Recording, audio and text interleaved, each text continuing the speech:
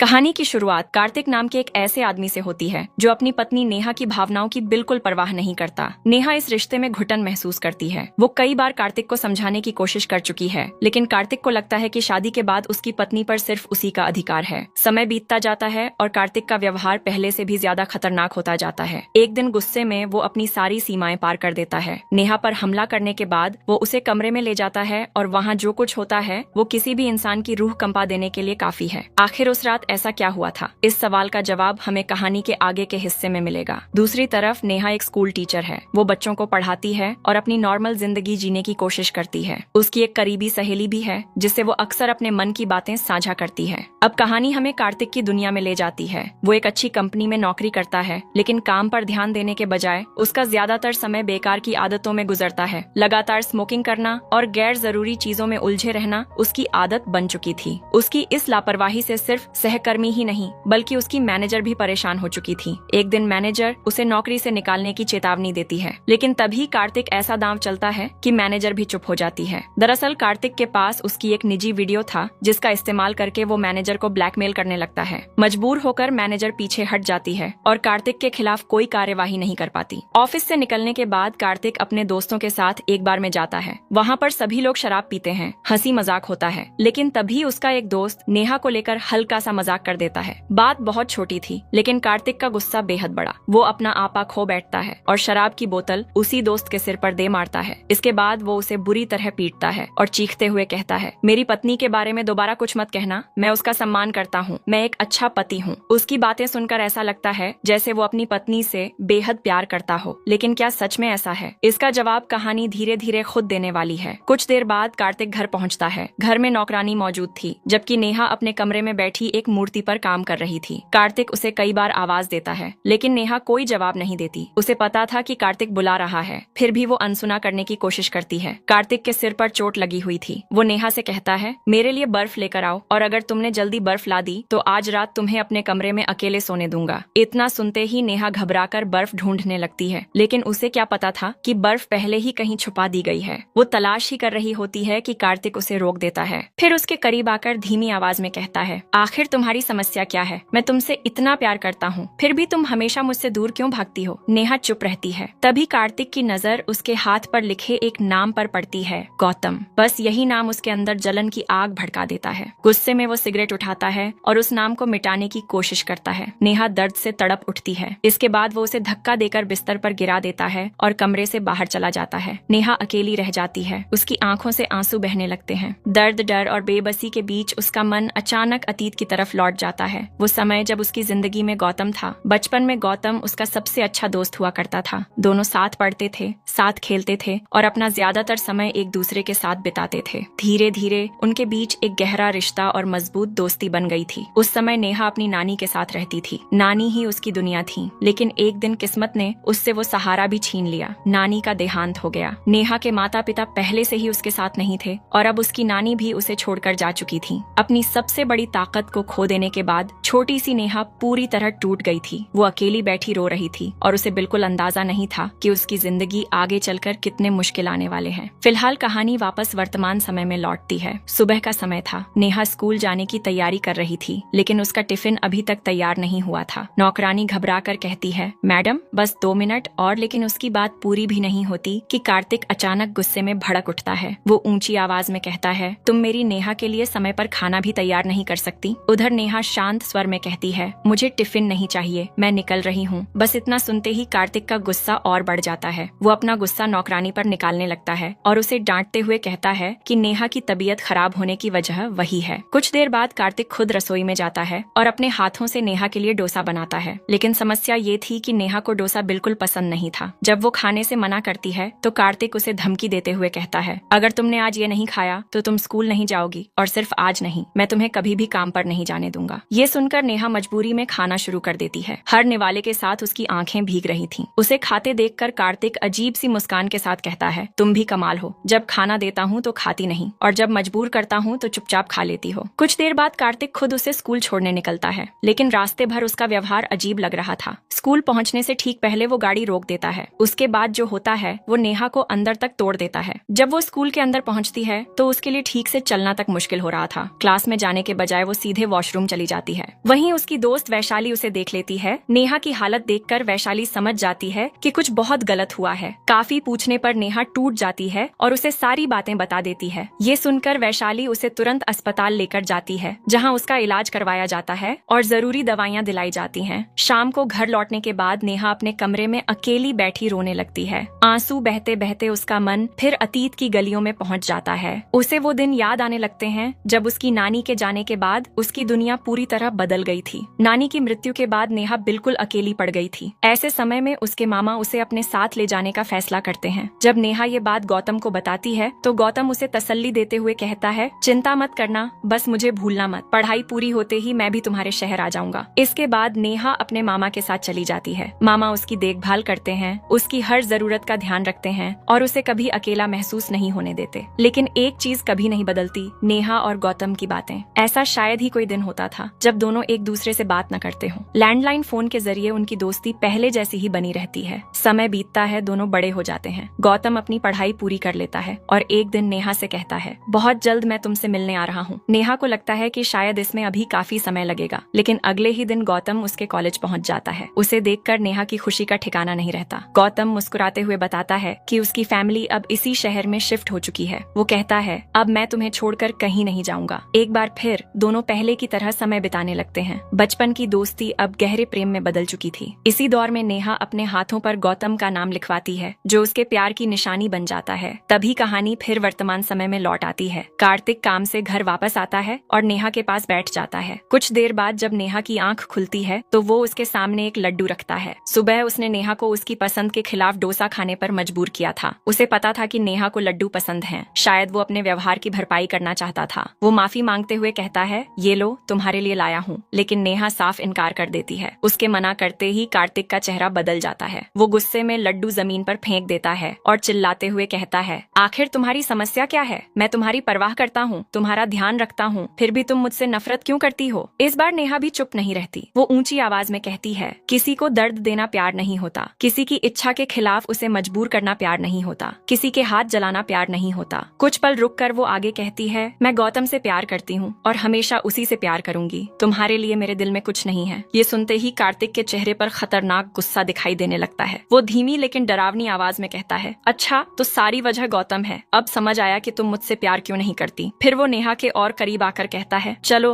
अभी इसी वक्त मुझे आई लव यू बोलो। नेहा चुप रहती है। कार्तिक की आवाज और सख्त हो जाती है, मैं आखिरी बार कह रहा हूँ, अभी मुझे आई लव यू बोलो वरना बहुत बुरा होगा। और यहीं पर कहानी का माहौल पहले से भी ज्यादा डरावना हो जाता है। यानी अब कार्तिक सिर्फ नेहा का साथ नहीं चाहता था, वो किसी भी कीमत पर उससे अपने लिए प्यार का इजहार सुनना चाहता था। गुस्से में वो पास रखी कांच की बोतल उठाता है और पूरी ताकत से जमीन पर दे मारता है। बोतल के टुकड़े चारों तरफ बिखर जाते हैं, लेकिन इसके बावजूद भी नेहा उसके सामने आई लव यू नहीं कहती। ये देखकर कार्तिक का व्यवहार और भी असामान्य हो जाता है। वो टूटी हुई बोतल का एक टुकड़ा उठाता है और खुद को नुकसान पहुंचाने लगता है। उसकी हालत देखकर नेहा घबरा जाती है। उसे समझ नहीं आता कि आखिर क्या करे। डर और तनाव के बीच उसका शरीर जवाब दे देता है और वो वहीं बेहोश होकर गिर पड़ती है। कुछ देर बाद कार्तिक डॉक्टर को बुलाता है। जांच के बाद डॉक्टर बताते हैं कि घबराने वाली कोई बात नहीं है। लगातार मानसिक तनाव की वजह से नेहा बेहोश हुई है और जल्द ही उसे होश आ जाएगा। कुछ समय बाद जब नेहा की आंख खुलती है तो उसे आंगन की तरफ से अजीब सी आवाजें सुनाई देती हैं। वो बाहर जाकर देखती है कि कार्तिक ने आंगन में ढेर सारी लकड़ियां जमा कर रखी हैं। लकड़ियों के ऊपर उसने तेल डाल रखा था और वो खुद उसी ढेर के बीच खड़ा था। फिर वो नेहा की तरफ देखकर कहता है, अगर तुमने अभी मुझे आई लव यू नहीं कहा तो मैं खुद को आग लगा दूंगा। इतना कहकर वह माचिस की तीली जला लेता है। उसकी आंखों में एक अजीब सी जिद दिखाई दे रही थी। नेहा समझ जाती है कि इस समय हालात बहुत बिगड़ चुके हैं। डर और घबराहट में वो वही शब्द बोल देती है जो कार्तिक सुनना चाहता था, लेकिन उसके शब्दों में प्यार नहीं, सिर्फ मजबूरी थी। इसके बाद कहानी एक बार फिर अतीत की तरफ मुड़ती है। हमें वो समय दिखाया जाता है जब नेहा पहली बार अपने मामा के घर रहने आई थी। यहीं उसकी मुलाकात कार्तिक से हुई थी। असल में कार्तिक कोई अनजान व्यक्ति नहीं था, वो उसके मामा का बेटा था। कई साल पहले ही परिवार के बड़े बुजुर्गों ने मजाक मजाक में दोनों के भविष्य को जोड़कर देखना शुरू कर दिया था। बचपन में ही कार्तिक को बार बार कहा जाता था कि नेहा का ध्यान रखना उसकी जिम्मेदारी है। शायद यही बात उसके मन में इतनी गहराई से बैठ गई कि समय के साथ उसका लगाव एक जुनून में बदलने लगा। वो हर समय नेहा के आसपास रहना चाहता था, उसकी छोटी छोटी जरूरतों का ख्याल रखता था। धीरे धीरे उसकी पूरी दुनिया नेहा के इर्द गिर्द सिमटने लगी। दोनों साथ खेलते हुए, साथ पढ़ते हुए बड़े हुए। लेकिन उम्र बढ़ने के साथ कार्तिक कार्तिक का लगाव सामान्य नहीं रहा। अब वो नेहा को अपने जीवन का हिस्सा नहीं बल्कि अपनी निजी संपत्ति की तरह देखने लगा था। उधर दूसरी तरफ गौतम और नेहा की दोस्ती भी फिर से गहरी होने लगी थी। दोनों एक दूसरे के और करीब आ चुके थे। हालांकि इस बारे में न तो कार्तिक को कुछ पता था और न ही घर के बाकी लोगों को। एक दिन गौतम से मिलने के बाद जब नेहा घर लौटती है तब उसे पता चलता है कि उसके मामा और परिवार के कुछ लोग एक शादी में जा रहे हैं। वे अगले दिन लौटने वाले थे। इसका मतलब था कि एक रात नेहा को घर पर कार्तिक के साथ ही रहना होगा। शाम को सभी लोग साथ बैठकर खाना खा रहे थे। उसी दौरान कार्तिक भी वहाँ आ जाता है। उसके पिता प्यार से उसे अपने पास बुलाते हैं और उसके लिए खाना परोसते हैं। लेकिन कार्तिक का मूड पहले से ही खराब था। वो खाने की प्लेट को घूरता है और अचानक नाराज होकर बोल पड़ता है, क्या मुझे यही खाना है? इतना कहकर वो गुस्से में प्लेट एक तरफ फेंक देता है और सीधे अपने कमरे में चला जाता है। घर वालों को समझ ही नहीं आता कि आखिर उसे हुआ क्या है। रात में जब नेहा अपने कमरे में आराम कर रही होती है तभी उसके फोन पर एक संदेश आता है। वह संदेश खोलती है और अगले ही पल उसके चेहरे का रंग उड़ जाता है। फोन में एक वीडियो था। वीडियो में वो और गौतम साथ दिखाई दे रहे थे। दोनों एक दूसरे से मिल रहे थे, बातें कर रहे थे और एक दूसरे के करीब थे। यह देखकर नेहा समझ जाती है कि किसी ने उन पर नजर रखी थी और वो कोई दूसरा नहीं कार्तिक था। कार्तिक ने उन दोनों को देख लिया था। इतना ही नहीं, उसने उनकी वीडियो भी रिकॉर्ड कर ली थी। कुछ देर बाद वो खुद नेहा के कमरे में पहुंच जाता है। उसकी आंखों में गुस्सा साफ दिखाई दे रहा था। वो नेहा से पूछता है, आखिर तुमने ऐसा क्यों किया? मैं हमेशा तुम्हारा ख्याल रखता हूँ, तुम्हारी परवाह करता हूँ, फिर भी तुम किसी और के साथ क्यों हो? फिर वो बताता है कि उसने गौतम का सामना भी किया था। दोनों के बीच झगड़ा हुआ था और गौतम को चोटें भी आई थीं। इसके बाद वो नेहा को चेतावनी देता है, अगर तुम दोबारा उससे मिली तो इस बार मामला सिर्फ लड़ाई तक नहीं रुकेगा। ये सुनकर नेहा बुरी तरह घबरा जाती है। उसे डर लगने लगता है कि कहीं कार्तिक सचमुच कोई बड़ा नुकसान न कर दे। अगली सुबह जब कार्तिक के पिता घर लौटते हैं तो कार्तिक सीधे उनके पास पहुंच जाता है। वो नाराजगी से कहता है, आप हमेशा कहते थे कि नेहा मेरे साथ रहेगी, लेकिन वो किसी और के साथ है। आप उसे समझाइए, वरना मैं कुछ ऐसा कर दूंगा जिसका पछतावा सबको होगा। कार्तिक के जाने के बाद माहौल पूरी तरह बदल जाता है। तब नेहा हिम्मत जुटाकर अपने मामा से अपने दिल की बात कहती है। आंखों में आंसू लिए वो स्वीकार करती है कि वो गौतम से बेहद प्यार करती है और अपना पूरा भविष्य उसी के साथ देखना चाहती है। लेकिन तभी नेहा के मामा गहरी सांस लेते हुए उससे कहते हैं, नेहा, तुम्हारी नानी ने मुझसे वादा लिया था कि मैं हमेशा तुम्हारा ख्याल रखूंगा। उन्होंने मुझसे ये भी कहा था कि सही समय आने पर तुम्हारी शादी कार्तिक से करवा दूं। फिर वे उसे बताते हैं कि बचपन में ही दोनों परिवारों ने उनकी शादी की बात तय कर दी थी। कार्तिक की माँ उसके बचपन में ही इस दुनिया से चली गई थी। उसके बाद वो ज्यादातर समय अकेले ही रहता था। घंटों अपने कमरे में बैठा रहता, एक गुड़िया से बातें करता और उसी के साथ खेलता रहता। शुरुआत में सबको ये एक सामान्य आदत लगी, लेकिन समय के साथ ये चिंता का कारण बनने लगी। जब उसके पिता ने डॉक्टर से सलाह ली तब उन्हें पता चला कि लगातार अकेलेपन का असर उसके व्यवहार पर पड़ रहा है।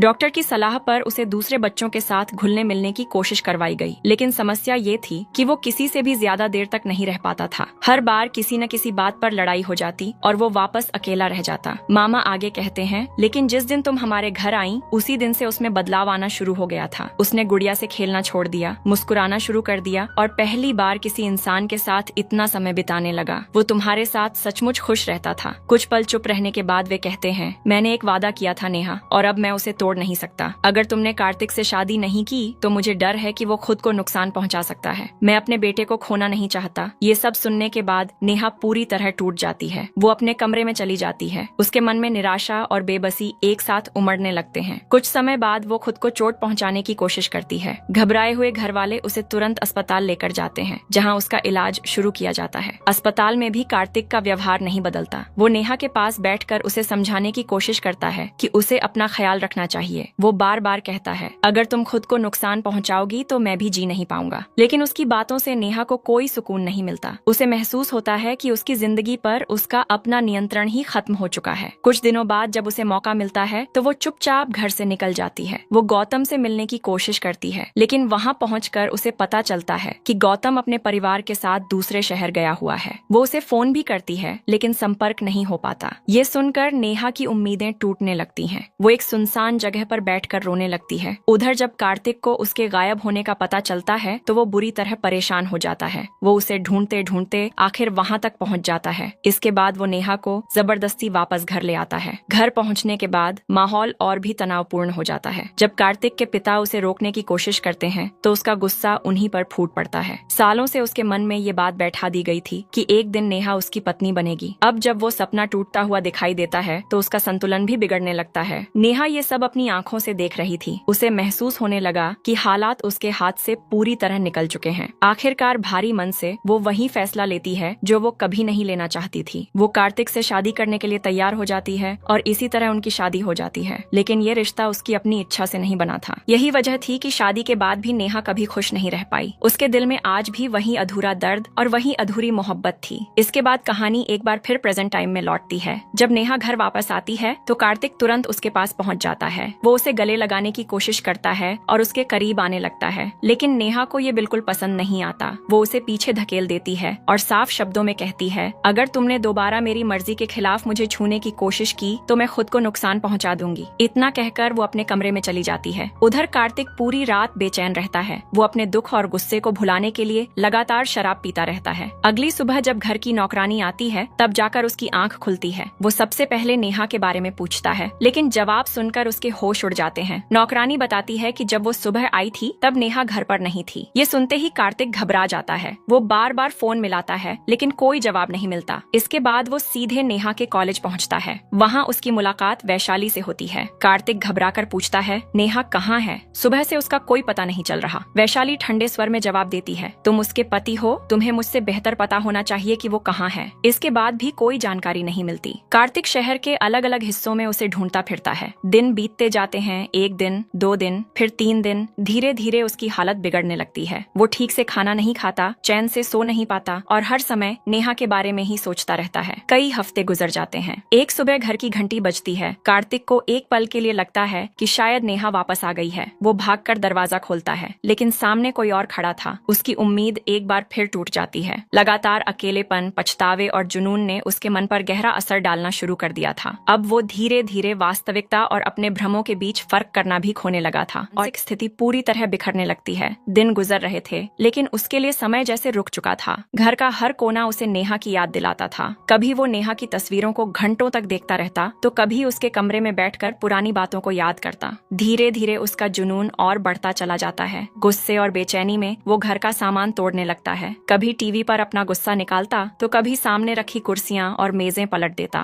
पूरे घर का माहौल डरावना हो चुका था। ऐसा लग रहा था जैसे वो खुद अपने ही बनाए हुए अंधेरे में खो गया हो। कुछ देर बाद वो अकेला बैठकर शराब पी रहा था। उसकी आंखें लाल थीं और चेहरे पर थकान साफ दिखाई दे रही थी। तभी अचानक दरवाजे पर किसी के आने की आहट होती है। कार्तिक तेजी से दरवाजे की तरफ देखता है। सामने नेहा खड़ी थी। उसे देखकर जैसे उसकी दुनिया में फिर से जान आ गई हो। वो तुरंत उसकी तरफ बढ़ता है और कांपती हुई आवाज में कहता है, तुम कहाँ चली गई थी? तुम्हें अंदाजा भी है कि मैं कितने दिनों से तुम्हें ढूंढ रहा हूँ। मैंने हर जगह तलाश किया, हर जगह, लेकिन नेहा के चेहरे पर कोई भाव नहीं था। वो शांत स्वर में कहती है, कार्तिक, तुम्हें अब भी समझ नहीं आया? मैं तुमसे प्यार नहीं करती। मैंने पहले भी कहा था, आज भी कह रही हूँ और हमेशा कहूंगी, मेरे दिल में सिर्फ गौतम है। ये सुनते ही कार्तिक की आंखों में गुस्सा भरने लगता है। वो बार बार खुद को संभालने की कोशिश करता है, लेकिन उसका गुस्सा उस पर हावी होने लगता है। नेहा भी इस बार अपनी बात से पीछे नहीं हटती। वो साफ साफ कह देती है कि कोई भी इंसान किसी के प्यार का हकदार सिर्फ इसलिए नहीं हो जाता क्योंकि वो ऐसा चाहता है। यहीं से हालात और बिगड़ जाते हैं। कुछ समय बाद पड़ोसियों को घर के अंदर से तेज आवाजें सुनाई देती हैं। पहले तो वे इसे सामान्य झगड़ा समझते हैं, लेकिन जब आवाजें लगातार आने लगती हैं, तब उन्हें चिंता होने लगती है। आखिरकार कोई पुलिस को सूचना दे देता है। पुलिस मौके पर पहुंचती है। पूरे घर की तलाशी ली जाती है। घर के अंदर बिखरा हुआ सामान, टूटी हुई चीजें और डरावना भरा माहौल देखकर पुलिस को मामला गंभीर लगने लगता है। उन्हें कार्तिक तो मिल जाता है, लेकिन नेहा कहीं दिखाई नहीं देती। यही बात पूरे मामले को और रहस्यमयी बना देती है। पुलिस उसे थाने लेकर जाती है और पूछताछ शुरू करती है, लेकिन कार्तिक की बातें उलझी हुई थीं। कभी वो कहता कि नेहा उससे प्यार करती है, तो कभी कहता कि सब लोग उसे उससे दूर करना चाहते हैं। उसकी मानसिक स्थिति देखकर पुलिस वालों को भी शक होने लगता है कि मामला सिर्फ एक सामान्य घरेलू झगड़ा नहीं है। जांच आगे बढ़ती है। पुलिस पुराने रिकॉर्ड निकालती है, पड़ोसियों से बात करती है, दोस्तों, रिश्तेदारों और जान पहचान वालों के बयान लिए जाते हैं। जितने लोगों से बात की जाती,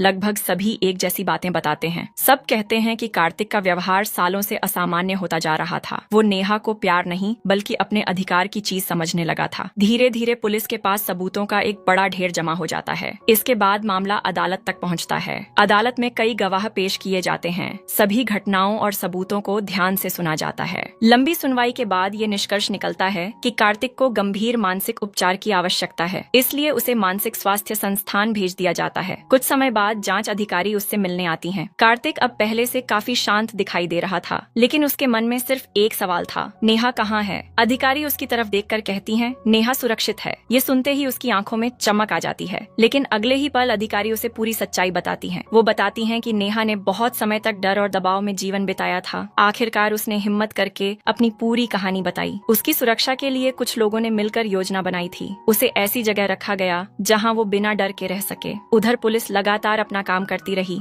सबूत जुटाए गए, बयान दर्ज किए गए और अंत में पूरा सच अदालत के सामने रख दिया गया। अधिकारी कुछ पल चुप रहने के बाद कहती हैं, कार्तिक, प्यार और जुनून एक जैसी चीजें नहीं होती। प्यार किसी को आजादी देता है, जबकि जुनून उसे कैद कर देता है। तुमने हमेशा नेहा को अपने पास रखना चाहा, लेकिन कभी ये नहीं समझ पाए कि वो क्या चाहती थी। कार्तिक सिर झुकाकर बैठ जाता है। शायद पहली बार उसे अपनी गलतियों का एहसास होने लगा था। उधर नेहा अपनी जिंदगी को नए सिरे से शुरू कर चुकी थी। वो अब पहले की तरह डरी हुई लड़की नहीं रही थी। धीरे धीरे उसने अपने पुराने घावों से बाहर निकलना शुरू कर दिया था। उसकी जिंदगी में फिर से उम्मीद लौट रही थी। और यही फिल्म एक बहुत गहरा संदेश देती है कि प्यार कभी जबरदस्ती नहीं करवाया जा सकता। किसी इंसान का दिल जीतने का सिर्फ एक तरीका है, सम्मान, भरोसा और उसकी इच्छाओं की कद्र करना। जहाँ ये चीजें नहीं होती, वहाँ प्यार नहीं, सिर्फ दर्द पैदा होता है। इसी भावनात्मक संदेश के साथ ये कहानी यहीं पर खत्म हो जाती है। मिलते हैं अगली धमाकेदार वीडियो के साथ। तब तक के लिए जय हिंद।